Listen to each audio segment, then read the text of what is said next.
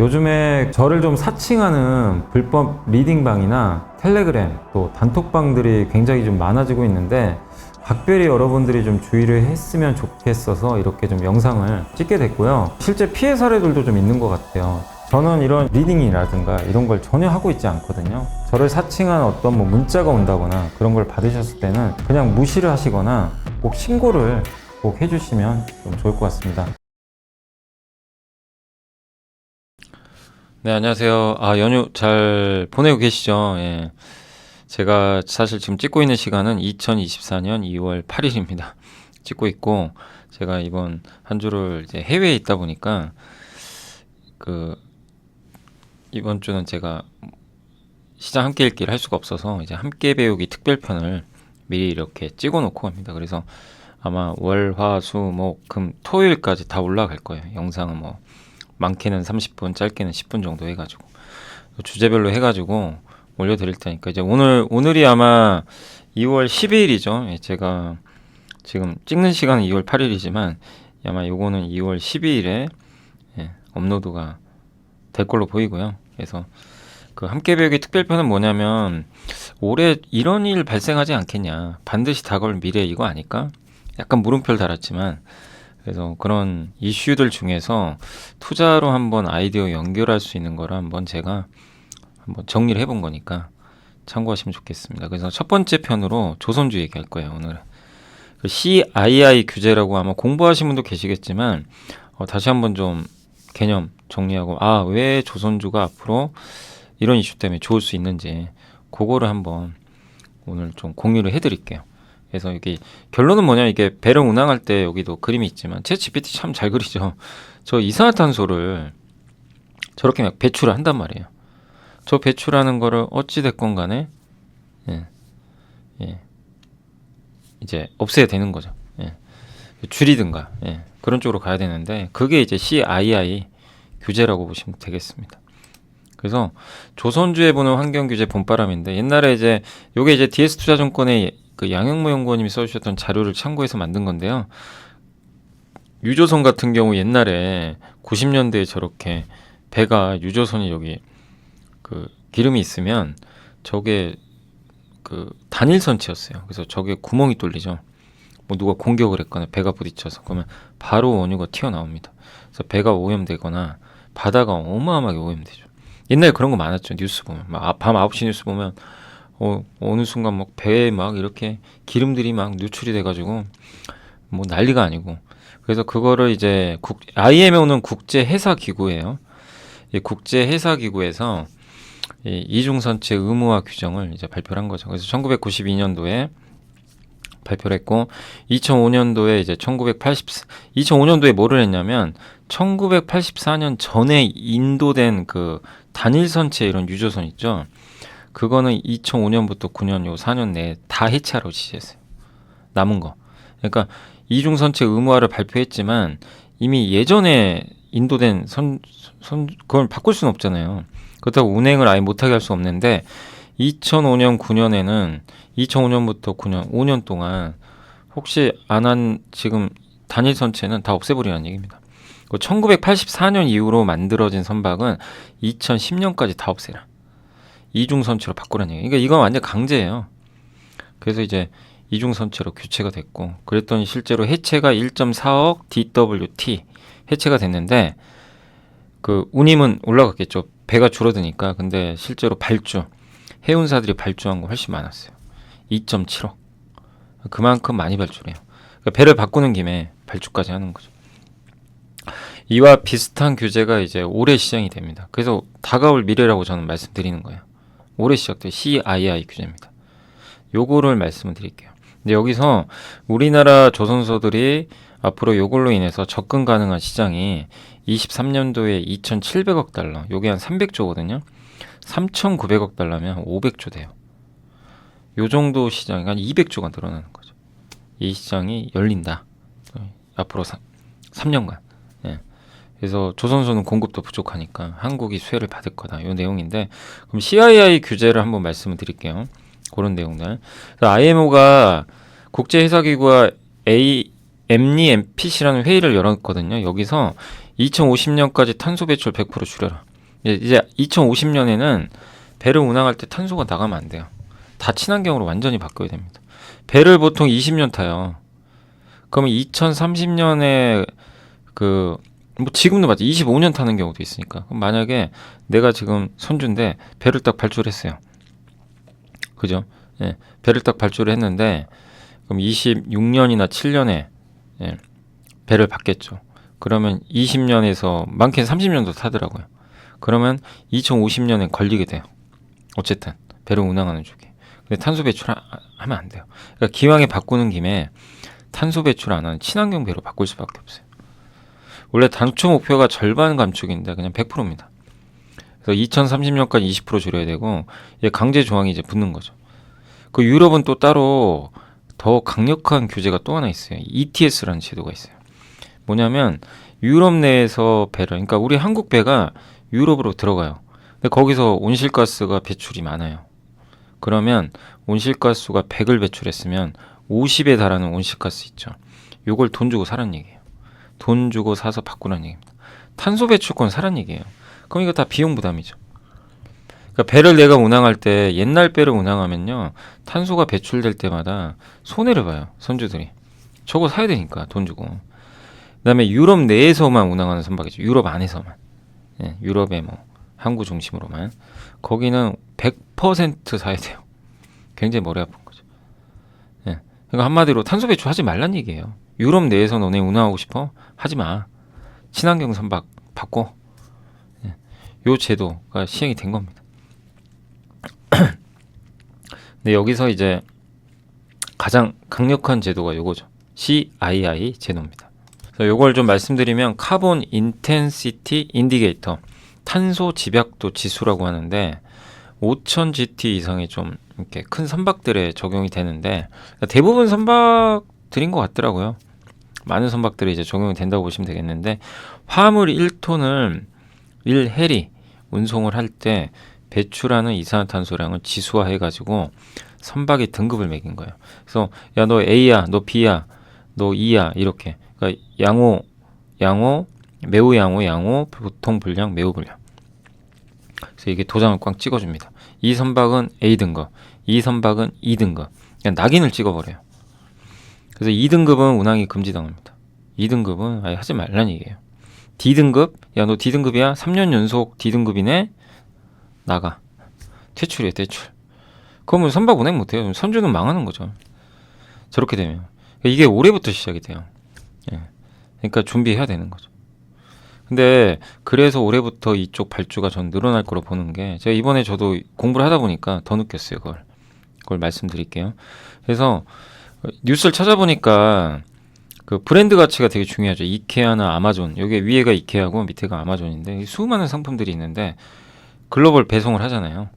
그때 배에 실어서 하거든요. 항공도 있겠지만.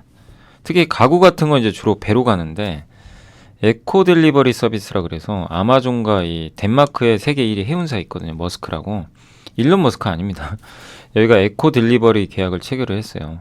그래서 뭐냐면 그린 바이오, 깨끗한 연료만 쓰라는 거예요. 탄소 배출 없는 거. 그래서 23년, 24년에 2만 개 컨테이너선 운송을 목표로 하고 있고 아마존은 2040년까지 탄소 제로. 머스크도 이걸 하기 위해서 이중 연료 메탄올. 메탄올은 친환경적입니다. 탄소 배출이 거의 없어요. 그래서 메탄올 선박 발주 많이 했잖아요. 저 머스크가. 현대중공업 같은데. 작년에 일부 했었죠. 이케아도 2040년까지 탄소 배출 제로 선박 이용하겠다. 암모니아나 메탄올 연료 선박이. 그럼 뭐냐면 이 기업들은 뭐냐면요. 우리 이미지 중요하다. 우리 이렇게 환경을 신경 쓰는 업체다. 2등급 받은 회사랑은 거래 안 한다. 우리는 A, B등급만 하겠다. 약간 이런 느낌이에요. 예. 이게 실제로 이제 이런 일들이 있었고 많은 기업들이 동참하겠죠. 근데 여기서 핵심 뭐냐면 제가 이제 검색하다 보니까 한국 성급 친환경 기술팀에서 만든 자료가 있더라고요. 그래서 한번 읽어봤거든요. 봤더니 이 CII 등급 분석에서 그럼 A, B, C, D 이 중에 C까지는 안정적이잖아요. C까지는 해도 돼요. 근데 D나 E는 이제 잘못하면 퇴출당하는 거죠.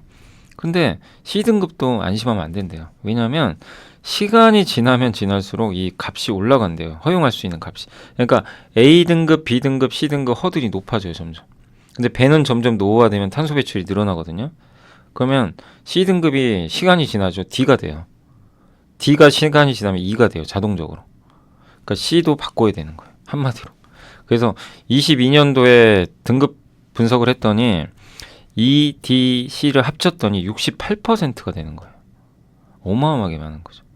그럼 C등급 선박도 이게 안심할 수가 없다는 얘기입니다. 어떤 내용인지 좀 이해가 되시죠? 그래서 매년 CII 허용값을 지금 이제 가행화를 하거든요. 그러면 이들이 바뀌어요. 그래서 여기에 나온 자료가 모든 배의 68%, 벌크선은 77. 그래서 요즘에 이제 페노션 주가 좀 다행히 괜찮은 게 진작에 HMM 인수 안 했어야죠. 정말 좀 아쉬워요. 주주분들만 피해보고. 근데 앞으로 저는 이제 페노션도 좋아진다고 생각하는 게 저기 벌크선이 이 친환경 규제 보시면요. 벌크선. 그러니까 페노션이 운행하는 선박이거든요. 요 선박은 C등급 비중이 C등급까지 C, D, E 비중이 무려 77이에요. 결국 다 바꿔야 돼요. 그럼 배는 어떻게 돼요? 공급이 줄어요. 저거 못 바꾸면요. 그 선박의 그 운항 속도를 낮춰야 됩니다. 그럼 그 선주는 피해보죠. 예. 낮게 속도를 낮추면 비용은 그만큼 들고 제 시간에 못 갑니다. 예. 그럴 수밖에 없죠. 그러면 이제 페노션 입장에서는 이런 분위기가 나쁘지 않은 거죠. 경쟁이 완화되는 거죠. 공급이 주는 거죠. 그리고 탱커, 원유 운반선, 컨테이너, LNG도 60. 그러니까 여기 제가 이 보고서 본 순간 굉장히 이게 우리가 생각한 것보다 CII가 굉장히 좀 크구나 파급이. 앞으로 바꾸겠구나 많이들. 그걸 다시 한번 좀 느꼈고. 근데 이제 운항 그러면 이제 방법은 이 선박들이 어떻게 하는 방법은 여러 가지 있어요. 배를 바꾸는 방법이 있지만 안 바꾸는 이제 꼼수가 있어요. 꼼수라고 하는 표현이 근데 약간 이제 운항 속도를 낮추면 돼요. 그래서 이 2등급은요 마이너스 12% 속도를 줄이면 된대요. 그럼 C가 된대요. 근데 아니 어떤 해운사가 그러니까 만약 아마존에서 요 등 이제 거래를 해요. 근데 봤더니 12% 속도를 낮춰서 해요. 그럼 불만이겠죠. 그리고 브랜드 가치도 안 좋아지고. 예. 그래서 어쨌든 근데 방법은 그거밖에 없어요. 배를 교체하거나. 근데 A 등급 선박은 오히려 내가 A예요. 운항 속도를 9% 올려도 C 등급이 유지가 돼요. 운항 속도를 올리면 탄소 배출이 늘어나거든요. 근데 A 등급은 높여도 상관이 없어요. C까지 유지돼요. 근데 저 D, E 등급은 무조건 낮춰야 됩니다. 속도를. 배를 안 바꾸는 이상. 수익성 악화되는 거예요. 그래서 그리고 3년이라는 시간 정말 짧습니다. 예, 이게 긴 시간이 아니고 지금 핸디 사이즈 그러니까 뭐 그렇게 큰 선박은 아닌데 요게 제가 핸디 사이즈 선박 그려다니까 이게 그려주더라고요. 근데 어쨌든 선박 한 척이 23년 이후로 CII 예상 등급이래요. 요게 B등급부터 시작을 해요. 그러니까 B등급도 방심하면 안 돼요. B등급 선박인데 운행을 해요. 시간이 지납니다. 자연스럽게 C가 됩니다. 배는 안 바뀌니까. 26년까지는 C예요. 27년에 D로 바뀝니다. 갑자기 28년에 E가 돼요. 그럼 얘는 퇴출당해요. 온실가스 감축 이렇게 해야 돼요. 급격하게. 8, 마이너스 20, 마이너스 32, 마이너스. 엄청난 거죠. 그러니까 23년, 26년에 C등급이던 게 27년에 D등급 되고 28년에 E등급이 되는 거죠. 예. 그래서 27년부터는 C등급 유지하기 위해서 노력을 해야 돼요. 그러니까 운항 속도 감소라든가 혹은 친환경 연료 선박으로 전환을 할 수밖에 없다는 거예요. 예. 이제 이런 내용이에요, 사실. 그러니까 굉장히 시간 짧은 거죠. 거기다 이제 양흥모 연구원님이 썼던 그 자료를 가져와 봤는데 이게 강세론입니다. 발주가 24년, 25년 계속 늘어난다. 이건 너무 강세론인데 그냥 보수적으로 본 거예요, 이건. 그럼 이제 보수적으로 봤을 때 발주가 24년, 25년에 아주 크진 않죠. 21년이 많았고. 네, 그래도 결국엔 교체 사이클 돌아오니까 나중에 좋아지고. 그러니까 결국 이거죠. 단기간에 2027년까지 엄청난 발주 사이클이 올 수도 있고 아니면 좀 느리더라도 나중에 올 수도 있어요. 근데 결론은 똑같아요. 배는 바꿔야 돼요. 그래서 앞으로 올해부터 시행이 되는데 이 교체 시장의 규모는 굉장히 커질 수밖에 없다. 그러니까 어떤 얘기를 하는지 제가 이해되시죠? 그러니까 지금 예를 들면 우리 자동차를 타고 다니는데 내가 B등급 자동차를 타는데 예를 들면 5등급 5년 후에는 내 자동차를 타고 운행을 못 하는 거예요. 예, 퇴출당하는 거예요. 그럼 뭐죠? 전기차로 바꾸라는 얘기죠. 그거랑 비슷한 그림이 펼쳐지고 있다. 그러니까 저는 이런 게 만약에 이제 본격적으로 수주들이 본격적으로 임박하면 그런 거죠. 아니 배터리 회사들도 그렇게 주가 많이 올랐는데 그 논리로 왜 조선주라고 해서 그런 게 적용이 안 되리란 법은 없잖아요. 예, 저는 그렇게 좀 생각하거든요. 논리는 비슷해요. 거기다가 조선은 우리나라 또 역시 비슷하죠. 배터리랑. 예. 1, 2등을 중국과 다투고 우리도 마찬가지죠. 중국과 다투는 거죠. 조선도. 사실 기술력은 우리가 더 앞서 있죠.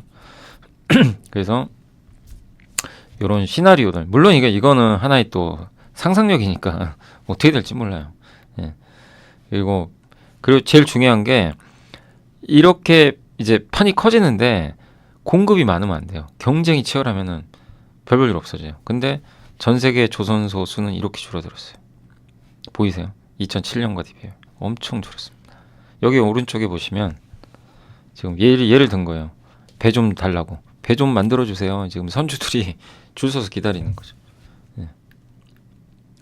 그런 거고. 그 다음에 이제 또 한 가지가 암모니아 운반선 저는 기대를 많이 하고 있어요. 네. 그래서 벌써 연초부터 암모니아 운반선을 현대중공업 그룹이 많이 지금 수주를 지금 하고 있는 편인데, 자, 암모니아가 뭐죠? 예. 암모니아는 질소죠. N이 질소고요. H3가 저기 수소죠. 그러니까 수소랑 질소를 이제 합친 거예요. 그래서 암모니아는 CO2 배출이 없어요. 탄소 배출이 없는 무탄소입니다. 예.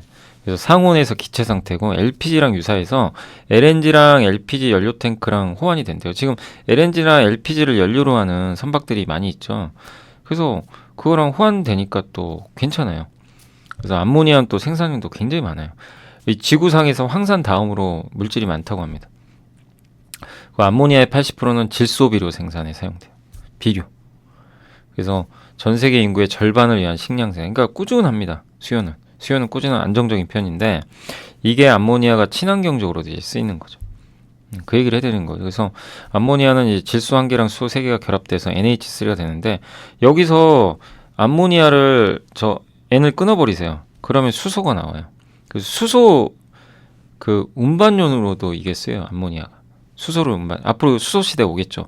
보통 26년 7년도로 예상을 하는데 수소 운송할 때 암모니아가 정말 중요합니다. 왜냐하면 수소는 운송하기가 되게 어려워요. 배로. 그래서 암모니아로 압축하면 훨씬 더 유용하다고 합니다. 그래서 여기다 질소 붙여가지고 아모니아로 바꿔서 암모니아에서 운송한 다음에 이제 육지 가서 저걸 끊어가지고 수소로 바꿔서 가는 거죠. 예. 그런 이제 시스템이 지금 나오고 있는 거죠. 그래서 요즘에 이제 갑자기 암모니아 운반선이 작년 말부터 이제 붐을 이루고 있는데 올해도 진짜 지금 수주를 많이 하고 있어요. 그래서 한번 그걸 좀 보여드리면 시간 글자체를 좀 바꿨더니 네. 그래서 이렇게 해서 자 보시면 비료용 암모니아 생산량이 2020년에 1.5억 톤인데 2050년에 2.6억 톤이 되니까 꾸준해요. 예. 근데 우리 온도 낮춰야 되죠. 지구 온난화. 아까 IMO가 하는 이 목표가 뭐예요? 2050년까지 그 탄소 배출하지 마라. 근데 여기에 핵심 뭐죠? 온도 낮추란 얘기죠. 예. 기후 변화 때문에 그런 거예요, 사실은.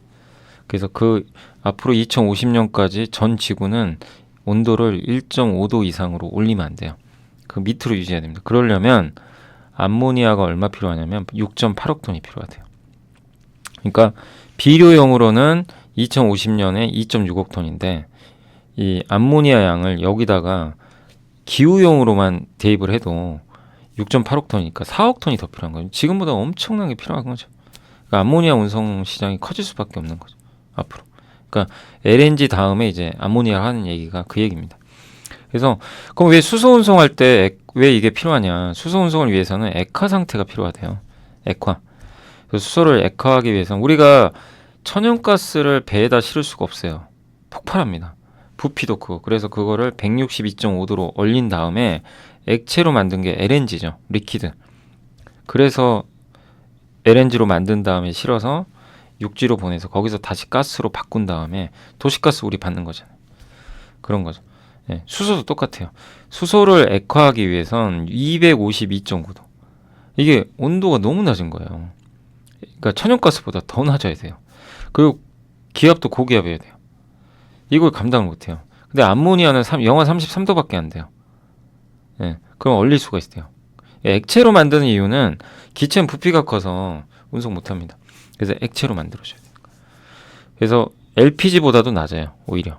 예, 그러니까 화재 위험도 크지 않고. 예, 그래서 어쨌든 이 2050년 1.5도 시나리오 목표 달성을 위해서 암모니아 수요 중에서 발전용이 한 27% 된대요. 그 중에 그 발전용 중에 67% 비중이 1.26 톤.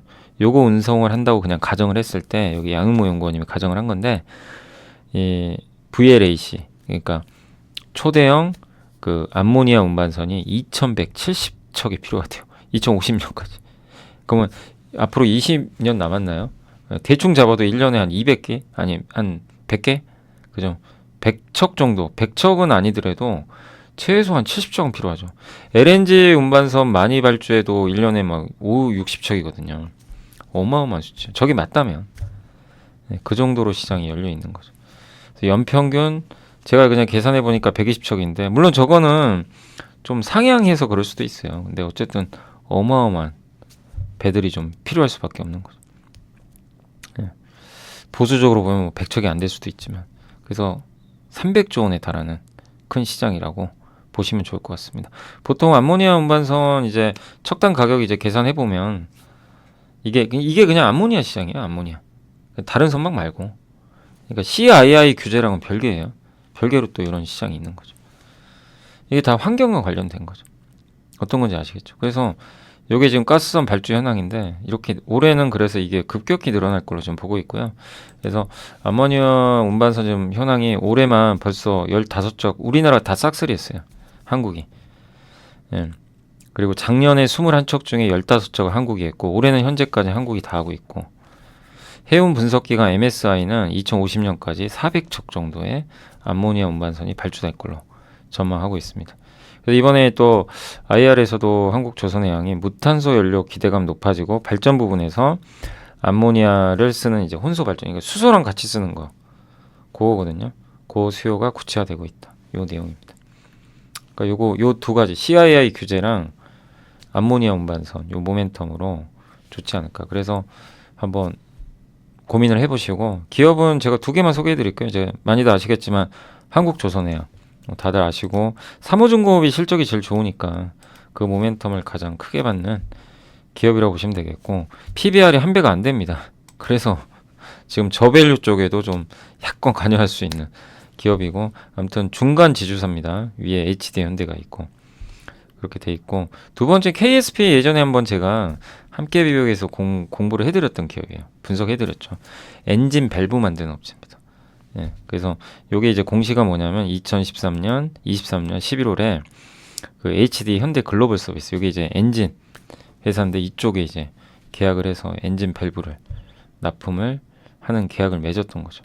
현대 중공업 그룹에 들어가는 거죠.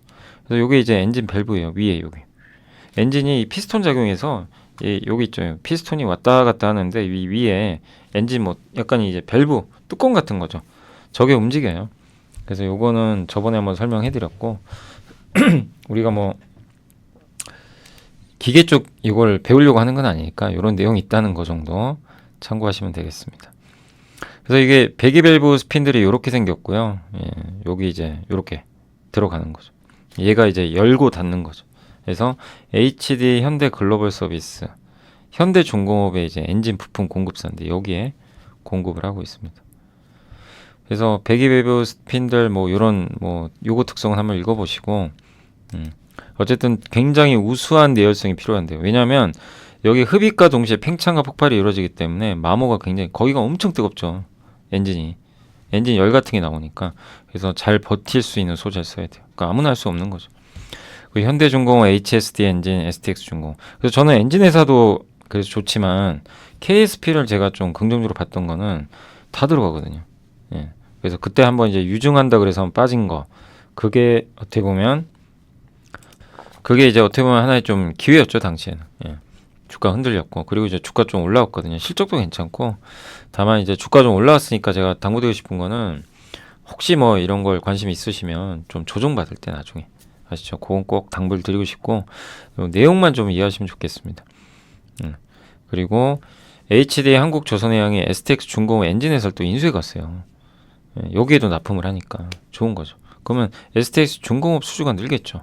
그러니까 저 엔진 회사들이 어디서 뭐 수주 계약을 따냈어요. 그럼 KSP를 떠올리시면 돼요. 아, 얘도 좋아지겠다. 거기다가 방산도 합니다. 방산은 마진도 좋아요. 그래서 실적이 이렇게 굉장히 좋죠. 예. 이게 영업이익이거든요. 수주잔고. 그러니까 이번 아직 수주잔고는 4분기 건 업데이트가 안 돼. 분기 보고서 나와야 되니까 좀 봐야 되겠지만 지난 3분기까지 요번 실적 다 괜찮았고. 예. 아, 요거는 잠깐만요. 이거 잘못 썼네요. NH투자증권이 아니죠. 예. 버틀러에서 갖고 온 겁니다. 예. 그래서 요 내용이고, 그 다음에 이제 요건 KSP의 세 가지 부품: 선박, 건설, 방산. 핵심은 선박 엔진 요거고, 근데 방산 쪽도 하고 있어요. 그래서 방산은 요런 제품들을 하고 있다고 합니다. 이 탱크 같은 데 들어. 근데 방산도 좋죠. 방산 좋죠. 조선 좋죠. 그래서 그때 아이디어는 되게 심플했어요. 그래서 그때 제가 요거를 이제 설명해 드릴 땐 주가가 별로 안 좋을 때였어요. 그래서 부담도 없었고, 오히려 유중 맞아가지고 한번 더 빠져버렸죠. 근데 그게 아마 2,600원대였던 것 같은데 지금은 이제 3,400원, 500원까지 왔으니까 많이 올랐죠. 그러니까 조금 기다리자는 얘기고, 다만 이런 기업들을 이렇게 계속 우리가 큰 흐름에서 산업 공부를 하면서 찾아내야 되겠죠. 예.